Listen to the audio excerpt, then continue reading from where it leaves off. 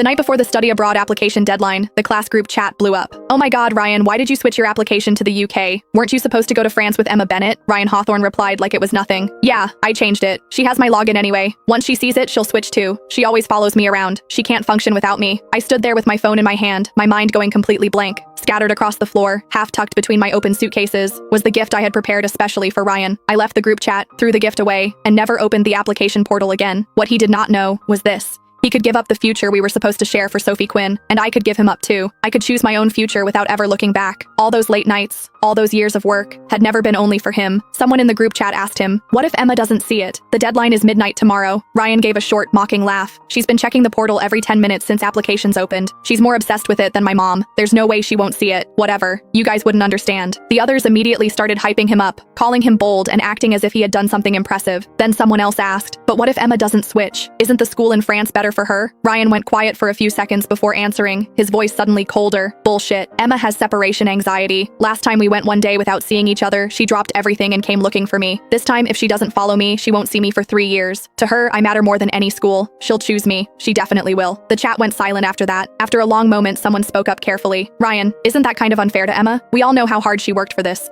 You should at least tell her." Ryan clicked his tongue impatiently. It took him a while to answer. "Too much trouble. I don't want to deal with it. You all know how Emma gets. If she finds out I changed it because of Sophie, she'll cry until my head explodes. Better not to say anything. Saves me the headache." Their jokes almost crushed me. I wanted so badly to call him, lose my temper, and demand an explanation, but my finger hovered over the screen, and I could not make myself tap his name. In the end, I simply crawled into bed in a daze. I stared at the ceiling as my thoughts slowly scattered. How could someone change so completely? Back when we decided to go to France, the two of us had studied French until we broke down crying in each other's arms, but neither of us had ever thought of quitting. Every time we felt like we could not keep going, we would pull up a picture of the Eiffel Tower and tease each other until we found the strength to continue. The day we received our offers, we laughed and cried at the same time, thinking all the suffering had finally been worth it. But now, when the future we had dreamed about was finally within reach, he had shaken me off and run towards someone else. Honestly, if he had wanted to change his plans, I would not have blamed him. But why couldn't he have told me? In his eyes, was I really that unimportant? If I was such a burden to him, then what was the promise he had made when he proposed to me so carefully that night? Had the hour been too late, the lights too dim, for him to know who was standing in front of him? I wrapped my arms tightly around myself, hid in the dark, and sobbed without holding back. The truth was, I could live without him. I did not have separation anxiety at all. Ever since we were children, whenever he and I chose different schools or different classes, he would become moody for no clear reason. He only calmed down after seeing me, so I had kept walking steadily along my own path while bringing him with me. Ryan was right about one thing. I had always included him in the future I imagined for myself. When it did not harm my own prospects, I was willing to pay the price for loving him. But that did not mean I would keep compromising for him without limits. I closed the application form I had accidentally opened, wiped away my tears, and never opened the portal again. He had made his choice. I had made mine. From now on, we could go our separate ways and leave each other in peace.